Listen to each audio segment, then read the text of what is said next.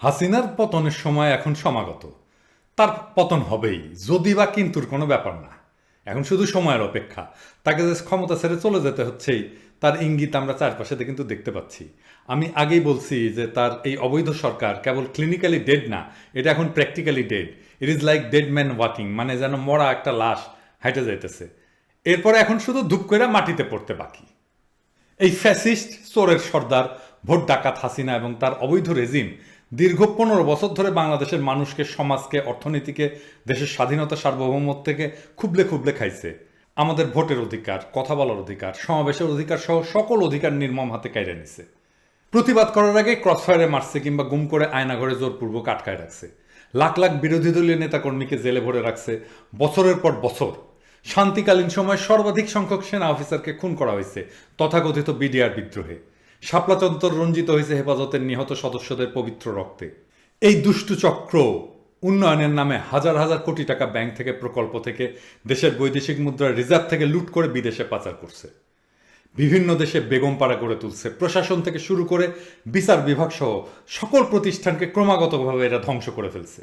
সমাজের কোনো অংশই আওয়ামী লীগ, বাকশালী, গুন্ডা সন্ত্রাসীদের ভয়ঙ্কর থাবা থেকে রক্ষা পায়নি।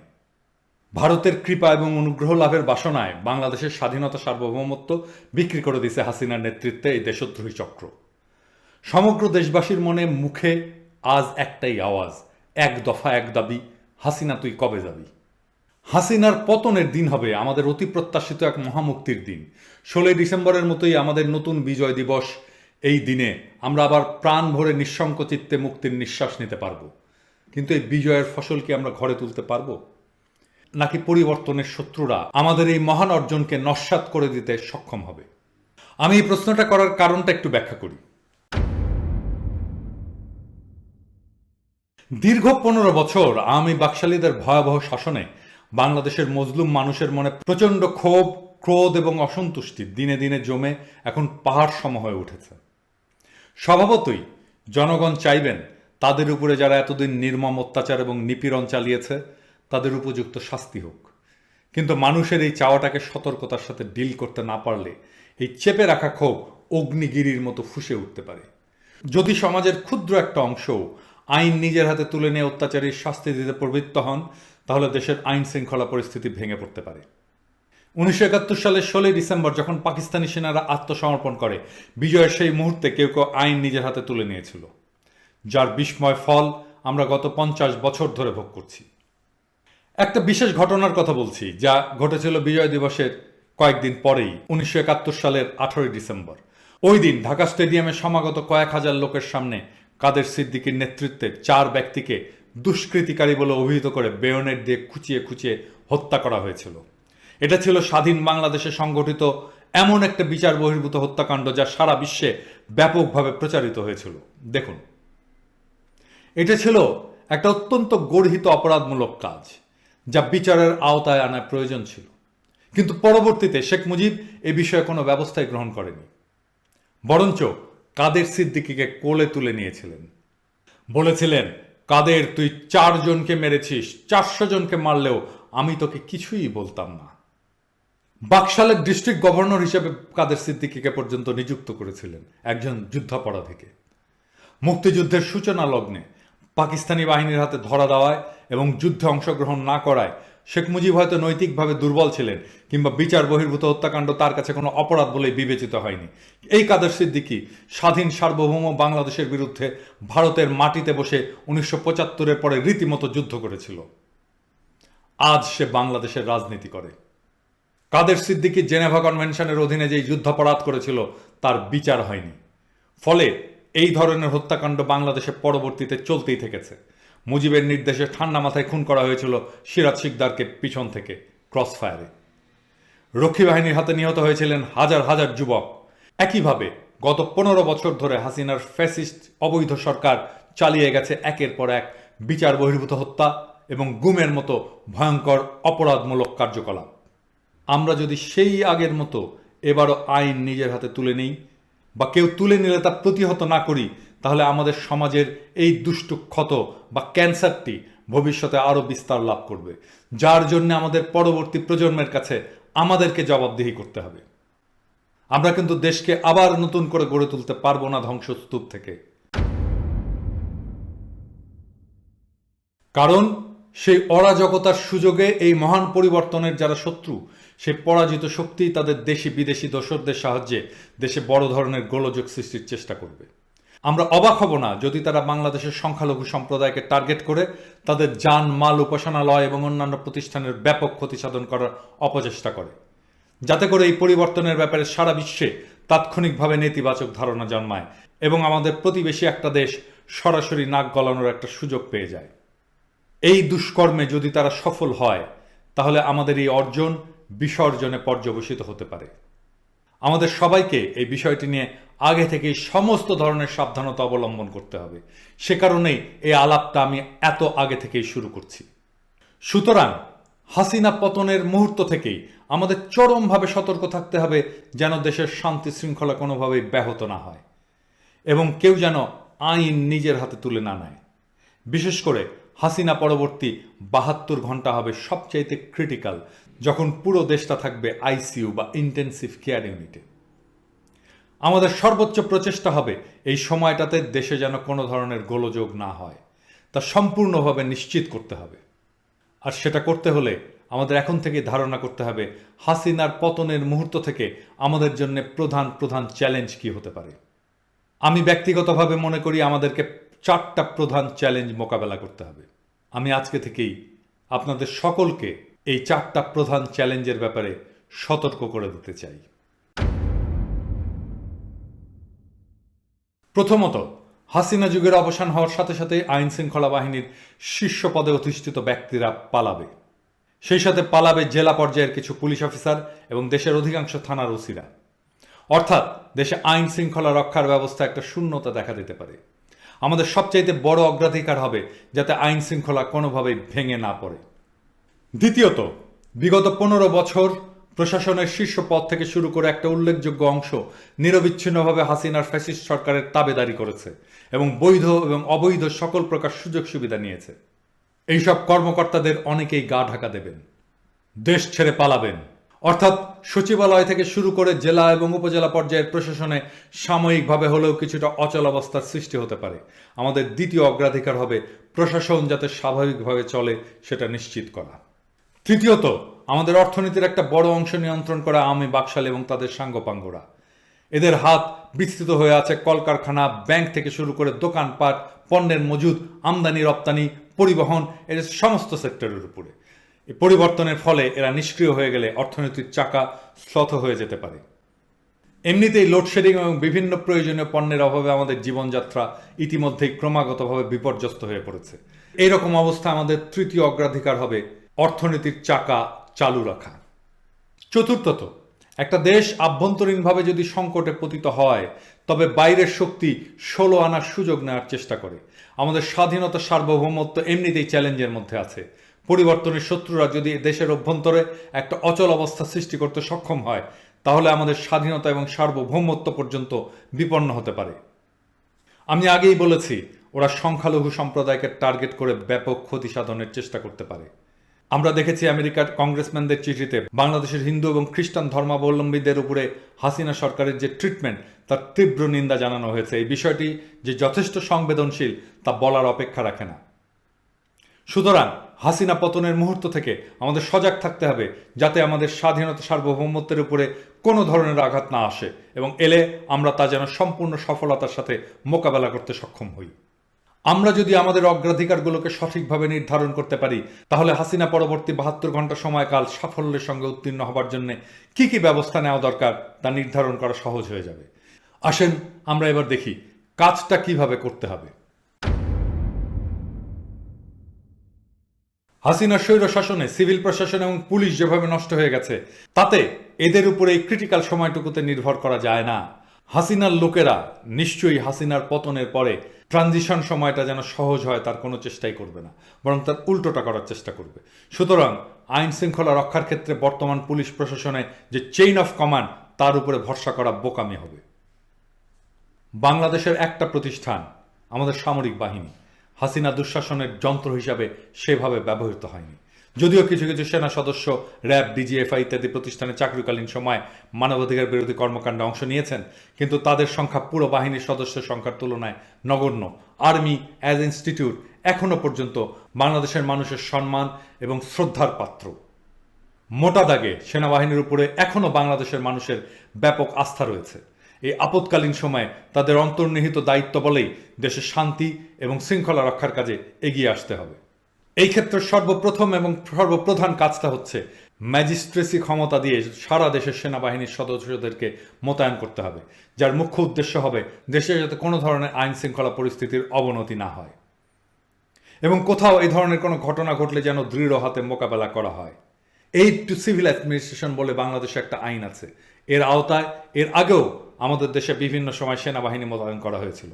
অনেক থানার ওসি গা ঢাকা দেওয়ার সম্ভাবনা থাকায় ওই সমস্ত থানা অতি দ্রুত চিহ্নিত করতে হবে এবং সেখানে খণ্ডকালীন ভিত্তিতে সেনাবাহিনীর সদস্যদেরকে দায়িত্ব পালনের জন্য পাঠাতে হবে। সেনাবাহিনীর সদস্যরা যাতে তাদের উপরে অর্পিত দায়িত্ব সাফল্যের সঙ্গে পালন করতে পারেন সেই লক্ষ্যে সকল আইনগত পদক্ষেপ নিতে হবে। প্রয়োজন বোধে প্রথম 24 ঘন্টা দেশব্যাপী কারফিউ জারি করতে হবে। একই সাথে কেউ যাতে আইন প্রয়োগের ক্ষেত্রে বাড়াবাড়ি না করেন সেদিকেও সজাগ দৃষ্টি রাখতে হবে। দেশব্যাপী সেনা মোতায়েনের কাজটা হবে পরিবর্তনের লগ্নে সবচাইতে প্রধান কাজ। আমি মনে করি সেনাবাহিনীর নেতৃত্ব পর্যায়ের অফিসারদের উচিত হবে আগামী মাসগুলোতে কি কি সিনারিও ডেভেলপ করতে পারে তা আমলে নেওয়া এবং প্রত্যেকটা সিনারিওর জন্য বিশদ অপারেশনাল প্ল্যান তৈরি করা। তারা যদি কাজটা এখন থেকেই না করেন তাহলে ক্রান্তি লগ্নে দেশের শান্তি এবং নিরাপত্তা বিধানে তারা ব্যাপক ব্যর্থতার পরিচয় দিয়েছেন বলেই জনগণ মনে করবে। আমি বিশ্বাস করি আমাদের দেশপ্রেমিক সামরিক বাহিনী সকল ভয়ভীতির ঊর্ধ্বে তাদের উপরে অর্পিত দায়িত্ব এবং কর্তব্য সম্পূর্ণভাবে পালনে কোনো ধরনের দ্বিধা বা অপারগতা প্রদর্শন করবেন না। আমার এই কথা শুনে আবার কেউ যেন মনে না করেন যে আমি মার্শাল ল বা সামরিক শাসন জারির কথা বলছি। মোটেই না। আমাদের আন্দোলন হচ্ছে বাংলাদেশের প্রকৃত গণতন্ত্র এবং জনগণের সকল অধিকার পুনঃপ্রতিষ্ঠিত করা, যা হাসিনার অবৈধ এবং হিংস্র স্বৈর শাসন নির্মমভাবে কেড়ে নিয়েছে। আমি আগেই বলেছি সেনাবাহিনীর পুরো কাজটাই হবে এইড টু সিভিলিয়ান আইনের আওতায়। একটা অন্তর্বর্তীকালীন বেসামরিক সরকারের অধীনেই অপারেশনাল প্ল্যানের এই কাজগুলো পরিচালিত হবে। তবে মনে রাখতে হবে যে সূচনা লগ্নে এই অন্তর্বর্তীকালীন সরকার নিজেকে সংগঠিত করতে কিছুটা সময় নেবে এবং তা নেওয়াটাই স্বাভাবিক। সে ক্রিটিক্যাল সময়টুকুতে আইন শৃঙ্খলা রক্ষার কাজে সেনাবাহিনীর ভূমিকা হবে সবচাইতে গুরুত্বপূর্ণ। আসেন আমরা আবার দেখি আর কি কাজ করতে হবে আরেকটু গভীরে গিয়ে। দেশের সমস্ত ক্রিটিক্যাল ইনস্টলেশন যেমন সচিবালয়, সরকারি দপ্তর, বন্দর, বিমানবন্দর, হাসপাতাল, ট্রেন স্টেশন, বাস স্টেশন, বিদ্যুৎ উৎপাদন কেন্দ্র, প্রধান প্রধান সেতু, সড়ক যোগাযোগ নেটওয়ার্ক, আমদানি রপ্তানির কাজ, প্রধান প্রধান শিল্প কারখানা, আর্থিক সংস্থা, জ্বালানির ডিপো, পানি সরবরাহ ব্যবস্থা ইত্যাদি যাতে সম্পূর্ণভাবে সুরক্ষিত থাকে এবং চালু থাকে সেনাবাহিনীকে তাৎক্ষণিকভাবে তা নিশ্চিত করতে হবে। সেই সাথে সর্বোচ্চ সুরক্ষা দিতে হবে মসজিদ, মন্দির, গির্জা, প্যাগোডা সহ সমস্ত ধর্মীয় উপাসনালয়গুলোকে। এই ক্রিটিক্যাল সময় আমাদের সজাগ দৃষ্টি রাখতে হবে আমাদের পুরো সীমান্তের প্রতি, যাতে করে দেশের অভ্যন্তরের অবস্থার সুযোগ নিয়ে আমাদের বিরুদ্ধে কেউ কোনো ধরনের প্রকাশ্য বা গোপন অপারেশন পরিচালনা করতে না পারে এবং বিভিন্ন ধরনের অপরাধী এবং দুষ্কৃতিকারীরা সীমান্তে অবৈধভাবে পারাপার করতে না পারে। এক্ষেত্রে সেনাবাহিনীর পাশাপাশি বিজিবিকে অধিকতর ভূমিকা রাখতে হবে। বিজিবির ভূমিকা হবে সীমান্ত রক্ষায় অত্যন্ত গুরুত্বপূর্ণ। রোহিঙ্গা শরণার্থী শিবিরে যাতে দেশি এবং বিদেশি দুষ্ট চক্র কোনো ধরনের গোলযোগ সৃষ্টি করতে না পারে তা সম্পূর্ণভাবে নিশ্চিত করতে হবে। অপারেশনাল প্ল্যানে এই বিষয়গুলির প্রতি বিশেষ দৃষ্টি দিতে হবে। এই সমস্ত ব্যবস্থার পাশাপাশি অন্তর্বর্তীকালীন সরকারের একটা প্রধান বিবেচনার বিষয় হবে সরকারকে চালু রাখা। হাসিনা পরবর্তী তত্ত্বাবধায়ক সরকারকে কোন কোন কাজগুলোকে আরও বেশি গুরুত্ব দিতে হবে আসেন এটা এখন আলোচনা করি। আগের যে ব্যবস্থাগুলোর কথা বললাম সেগুলো তো চলবেই। এটার পাশাপাশি অন্তর্বর্তীকালীন সরকারের একটা প্রধান বিবেচনার বিষয় হবে সরকারকে চালু রাখা। পুলিশ বাহিনীতে বিশেষ করে শীর্ষ পদগুলোতে শূন্যতা দেখা দেওয়ার সম্ভাবনার কারণে অন্তর্বর্তীকালীন সরকারের উচিত হবে গত 15 বছরে যে সমস্ত পুলিশ কর্মকর্তাকে অন্যায়ভাবে চাকরিচ্যুত করা হয়েছে কিংবা চাকরিতে সাইডলাইন করে দেওয়া হয়েছে তাদেরকে পুনরায় চাকরিতে খণ্ডকালীন হিসাবে হলেও ফিরিয়ে আনা। এ সকল অফিসার জাতির সম্পদ এবং তারা পরবর্তী মাসগুলিতে দেশে আইন শৃঙ্খলা পরিস্থিতি সম্পূর্ণভাবে নিয়ন্ত্রণে রাখার ব্যাপারে বিরাট ভূমিকা রাখতে পারেন। একই সঙ্গে পুলিশ বাহিনীর সংস্কারের কাজও তাদের হাতে নিতে হবে, যাতে করে অপরাধমূলক কর্মকাণ্ডে জড়িত পুলিশ সদস্যদের বিচারের আওতায় আনা হয়, অযোগ্য পুলিশ সদস্যদের চাকরিচ্যুত করা হয়, পুলিশের প্রশিক্ষণে গুণগত পরিবর্তন আনা হয়, যাতে বাহিনীটি নিজেকে জনগণের সেবক হিসাবে মনে করে এবং যোগ্যতার ভিত্তিতে নতুন দক্ষ লোকবল পুলিশ বাহিনীতে নিয়োগ করা হয়। একইভাবে তত্ত্বাবধায়ক সরকারের আরেকটা প্রায়োরিটি হতে হবে সচিবালয় যাতে সক্ষমতার সাথে দায়িত্ব নির্বাহ করতে পারে। সেই লক্ষ্যে হাসিনা অবৈধ শাসনকালে যে সমস্ত অফিসারদেরকে অন্যায়ভাবে বের করে দিয়েছে তাদেরকে পুনর্নিয়োগ দেওয়া এবং তাদের উপরে সঠিক দায়িত্ব অর্পণ করা একটা অন্যতম প্রধান কাজ হবে। তত্ত্বাবধায়ক সরকারকে এটা মনে রাখতে হবে যে রাষ্ট্র একটা যন্ত্র এবং সেটাকে সঠিকভাবে চালনা করা একটা আর্ট এবং সায়েন্স। সবাই এই কাজ পারে না। উন্নত বিশ্বে প্রত্যেকটা বড় সংগঠনে কিছু লোক থাকে যাদেরকে বলা হয় অর্গানাইজেশন ম্যান। একটা প্রতিষ্ঠানে বিভিন্ন স্পেশালিস্ট থাকতে পারেন, কিন্তু এই অর্গানাইজেশন ম্যানরাই প্রতিষ্ঠান থেকে ভিতর থেকে চালু রাখে সার্বক্ষণিকভাবে। আমরা আশা করব অন্তর্বর্তীকালীন সরকারের এ ধরনের দায়িত্বশীল ব্যক্তিরা অন্তর্ভুক্ত হবেন। এ ধরনের ব্যক্তিরা তো আর বিরাট সংখ্যায় হয় না। আমাদের দেশে এরকম যারা আছেন তারা হয়তো এখন অবসরে, তাদের কেউ হয়তো আমাদের মাঝে নেই কিংবা অসুস্থতায় শয্যাশায়ী। তবু আমাদের সর্বতভাবে চেষ্টা করতে হবে এ ধরনের গুণী ব্যক্তিদের খুঁজে বের করা এবং দেশের ক্রান্তিকালে তাদের কাজে লাগানো। আমি যে পদক্ষেপগুলোর কথা বললাম তা কার্যকর করা হলে যে 4টা অগ্রাধিকারের কথা আমি আগে উল্লেখ করেছি তা বাস্তবায়ন করা সহজতর হবে। আমি যদিও মনে করি যে অন্তর্বর্তীকালীন সরকার এবং সেনাবাহিনীকে পরিবর্তনের লগ্নে তাৎক্ষণিকভাবে দেশের শান্তি শৃঙ্খলা নিশ্চিত করার একটা বিরাট দায়িত্ব কাঁধে নিতে হবে, তবুও শেষ বিচারে তাদের মহৎ কাজ সফল হবে তখনই যখন আমরা বাংলাদেশের আপামর মানুষ তাদেরকে সম্পূর্ণভাবে সহযোগিতা করব। আমাদের এখন থেকে প্রত্যেকটা পাড়া মহল্লায় সংগঠিত হতে হবে শান্তি শৃঙ্খলা রক্ষার সপক্ষে এবং দুষ্কৃতিকারীদের সম্ভাব্য অপকর্ম রুখে দিতে। এ বিষয়ে প্রধান প্রধান বিরোধী দল এবং সামাজিক সংগঠনগুলোকে এগিয়ে আসতে হবে। আমাদের সজাগ জনগণ বরাবরই পরিবর্তনের লগ্নগুলোতে বিশাল দায়িত্বশীলতার পরিচয় দিয়েছেন। 1975 সালে 15 আগস্ট শেখ মুজিব নিহত হওয়ার পরে এবং বাকশাল উৎখাত হওয়ার পরে যে একটা অনিশ্চিত অবস্থা সৃষ্টি হয়েছিল, তখন কিন্তু দেশের জনগণ দেশকে একটা বিশৃঙ্খলায় ডুবে যেতে দেননি। 75-এর 3রা নভেম্বর থেকে 7ই নভেম্বর দেশে কোনো সরকার ছিল না, কিন্তু সেই সময় সমাজ ছিল শান্ত, চোরও চুরি করেনি। এরশাদের পতনকালে আমরা দেখেছি দেশের মানুষ কিভাবে সংহত হয়ে শান্তি এবং শৃঙ্খলা রক্ষা করেছে। আমি মনে করি এবারও তার অন্যথা হবে না। তবে আমাদের মনে রাখতে হবে আজ বাংলাদেশ পরাশক্তিদের প্রতিযোগিতার একটা কেন্দ্রবিন্দুতে এসে পড়েছে। সুতরাং এবার আমাদের সজাগ এবং সতর্ক থাকতে হবে অনেক বেশি মাত্রায়।